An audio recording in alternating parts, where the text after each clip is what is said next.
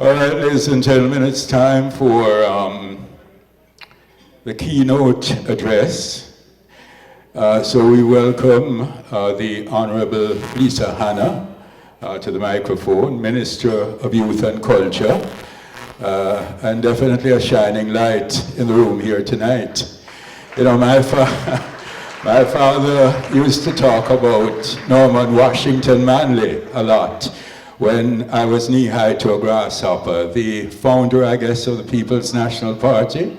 Well, I don't think Norman would be dissatisfied in any way to see the attractiveness of some members of the party right now. I'm quite sure. Please put your hands together for her.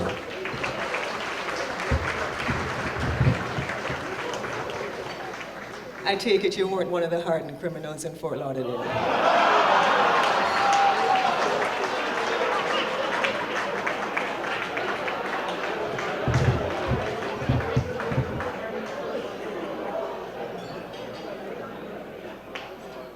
Mr. Michael McDonald, the president of the Jamaica College Old Boys Association and other members of the executive, distinguished ladies and gentlemen, honorees, good evening.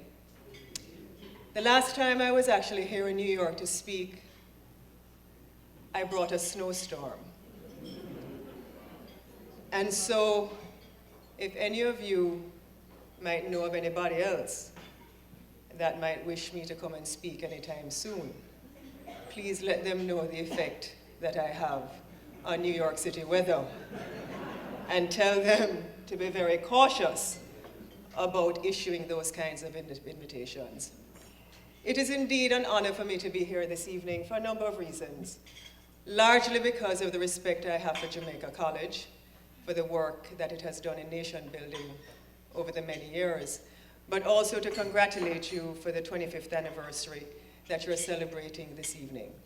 25 years is a notable achievement, and you continue to not only help young men at Jamaica College, but you continue to help so many of our youth across the country. So I want to say congratulations, very well done. And sir, is not sell out, it's sell off.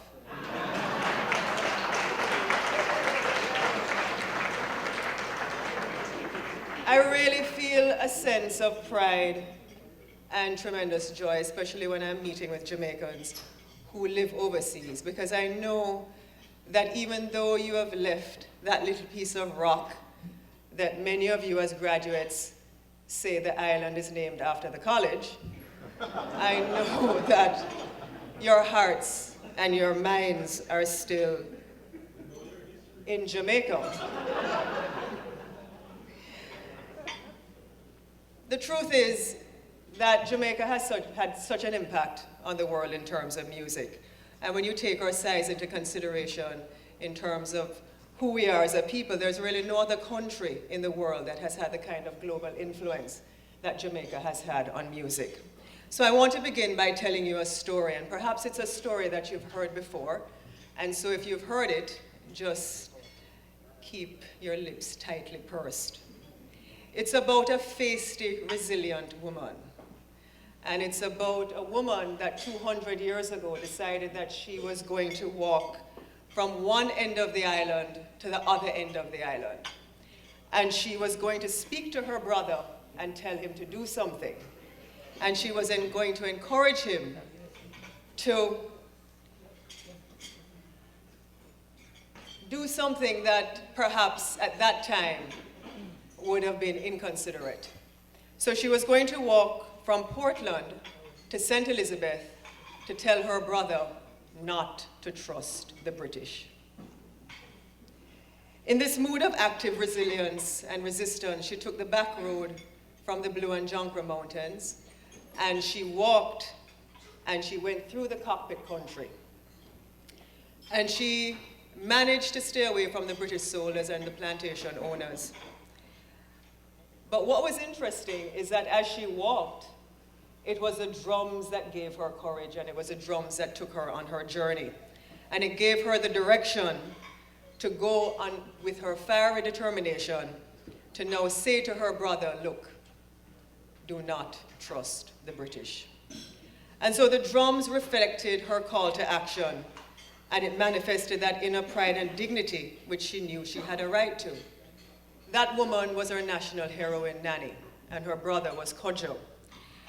And he signed the treaty in 1738, 1 year later, which would insulate them from British rule. And so the treaty meant that the British couldn't touch them.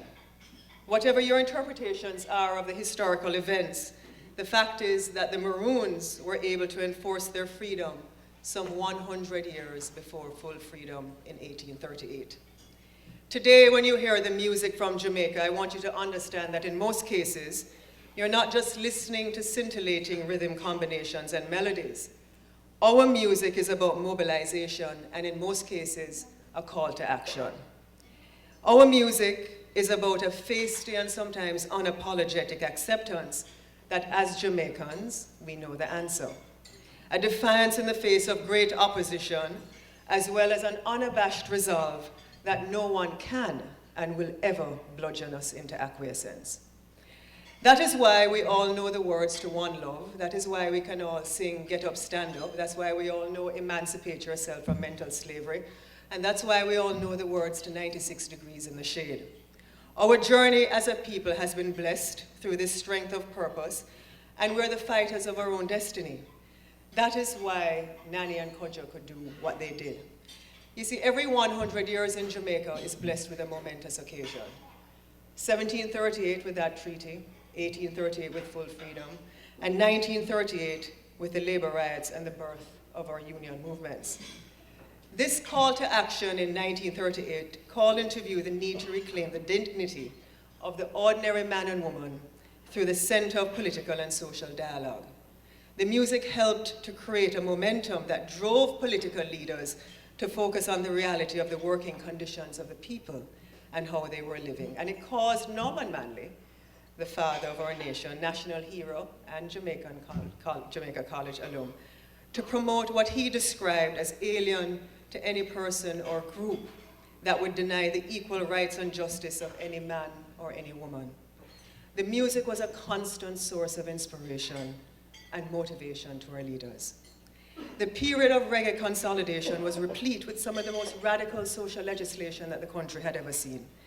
On the back of Marley's activism and through his lyrics, you really got a haunting declaration of the poor and disenfranchised.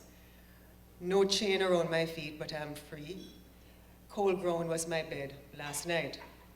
Michael Manley at the time, another Jamaica College graduate, and the government of that day listened and implemented a wave of social legislation that gave ordinary Jamaicans a place in the land of their birth. Equal pay for equal work, the National Housing Trust, the National Youth Service, and I could go on. Additionally, the music called on us to focus on policy decisions that many were still not very aware of. Through the music of Jamaica, we took on a wave of radicalism that confronted the powers of the world in many ways that some are still unable to understand and fathom. We were the first to boldly enter the hallowed halls of the United Nations and boldly lobby against the apartheid regime in South Africa. Emboldened with the music in the 1970s, we promoted democracy in Zimbabwe and supported Fidel in his revolution in Cuba and the Cuban involvement in the war to democratize Angola. With songs like Angola and MPLA, which heralded the freedom fighters of the popular movement of the liberation of Angola. Yes, ladies and gentlemen, in the face of international resistance, we stood up for China when that was unheard of. And there were the co-founders of the non-aligned movement promoting our own right to not align with those who demanded our alignment. Today, as we all seek, and as certainly as the world seeks to move from confrontation to a more harmonious sense of living, in the struggle for economic survival within individual countries, we are at a crossroads some 50 plus years in Jamaica. Daily I'm confronted as a Minister of Youth and Culture, and certainly as Member of Parliament, that Jamaica is still heralded as a force of power and global acceptance of our culture through our music. When the leader of the free world actually comes to Jamaica, and sneaks out of his hotel to visit the Bob Marley Museum and declares that Bob Marley is his inspiration, you know that somehow we're very large and in charge. In 2013, the Japanese actually won the World Reggae Dance Championship. When you think of Jimmy Cliff and the Volkswagen commercial, you realize that Jamaica is large and in charge. And when you realize that One Love is a song of the millennium and it's translated into almost every language in the world, you understand how important Jamaican music has been to the rest of the world. You see, it used to take radio about 38 years to reach an audience of 14 million. It took TV about 13 years, and it took the internet 4 years to reach an audience of 50 million. A couple of years ago, it took the YouTube to reach 1.6 billion people less than a year with a song called Gangnam Style, an ordinary song. Today, the world will produce more information than it has in the past 5,000 years. And if Facebook was a country, and I saw where Mr. Liu posted a picture of myself and Mr. Lamont on Facebook, but if Facebook was a country, it would be the size of China. For the first time in our history, 4 different generations are working side by side. What you actually have is the traditionalist, the boomer, the Gen X, and the millennial, all growing up learning to communicate in very different languages. One that says, write me, one that says, call me, one that says, email me, and one that says, text me. And I serve that generation that says, text me and WhatsApp me. That is a generation about 10 to 30 years old. My son is 14. You might have a child that is in that age group that if they don't have Wi-Fi, half of their life and their day has ended. You see, the global infotech reality gives young people a level playing field today in the world. Their market is no longer not just Jamaica, but it is the world. And today they can transform the world in real time, perhaps at the same time. What it will take is leadership with a shared vision to change their traditional modes of thinking and motivate them with the synchronicity of purpose that many of you have in this room. There was a time when the former Prime Minister, Michael Manley, called for a new economic order. He wanted more value added to be created in his country because he realized that the raw materials that we were producing was not enough to buy the value-added goods that the developed countries were now exporting back to us. And so that is what we have to do today. We have to look at our young people and what kind of value-added goods we can actually put them in the marketplace to produce. You see, in Jamaica, young people are expecting that when they graduate from university, they will automatically get a job.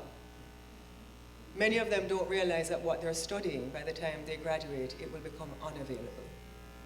Because the top 10 in-demand jobs that exist today did not exist 10 years ago. But there are 2 tertiary institutions in Jamaica now that guarantee young people their best choices. I'll name one of them, and that is the Edna Manley School for the Visual and Performing Arts. And if you study music, you have one of the best chances of getting a job. And I just want to pause here to big up Ibo Cooper, one of the lecturers at Edna Manley, for the work that he's doing there.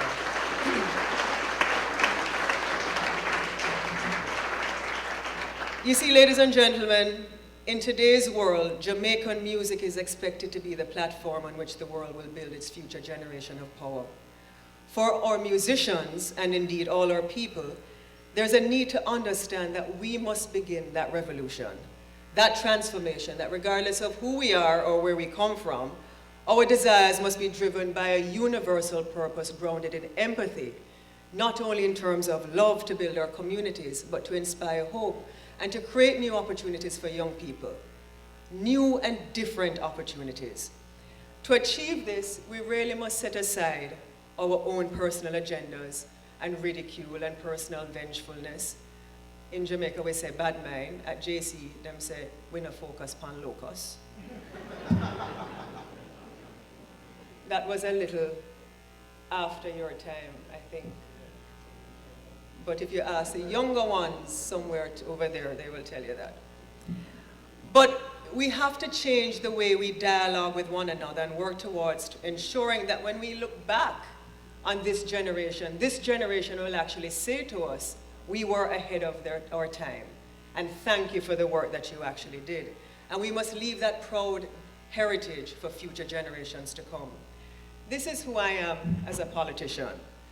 I'm fighting for progressive politics and subconsciously using your motto as a guide to strengthen my value system. Work is indeed burning in the fields. And as a two-term member of parliament and as a regional chairman for the past 7 years, there has been a very big field and a lot of fires that I've had to out, even more recently. But like Monty Alexander, I've acquired the ability to leap tall chord changes at breakneck speeds. And it is a kind of agility that he speaks about that we must teach our young people. And I would encourage all of you in here to teach our young people that, to become adaptable and to fight. As you celebrate this evening the milestones of friendship and success, you must realize that you're standing at the threshold of continuing a very bold and great tradition of nation building in politics, in medicine, in academia, and in music. And so this evening, you can use the music to guide, empower, and mobilize, but you all need to go a step further. You must now use it to enrich economically, as well as promote sound value systems to embolden a nation of thinkers and powerful innovators. Our ability to march into the future must embody confidence and strategic risk-taking to conquer the elements that impede us. A militancy of purpose that says to all that we're standing on the front line for our future generation of power. I believe in our young people, in our young Jamaican young people, and certainly I believe that they should be encouraged to become singers, songwriters, sound engineers, studio personnel, DJs, producers, investors, copyright lawyers, graphic designers. Ladies and gentlemen, there's work burning in the fields of music. Fervit, opus in campus. Thank you, and God bless you. Have a good night.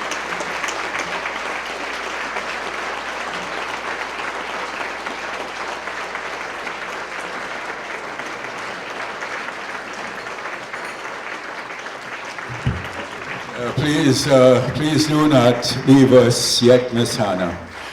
Jamaica College Old Boys Association, we need you up here. By the way, I love your mind.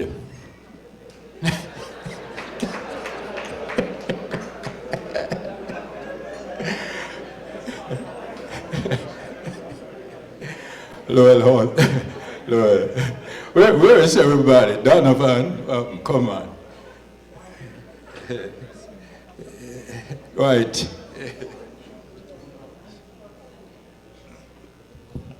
So thank you for a very wonderful speech, and we want to give you a little gift, and I'm sure it's something that you will appreciate. Mikey? Minister Hanna, as Lowell mentioned, we really appreciate you taking time out of your very demanding schedule to be here with us tonight. And as a token of our appreciation, we present you with a copy of the musical tribute by Mr. Igbo Cooper and Gilberto to Mr. Foggy Mullins. Thank you.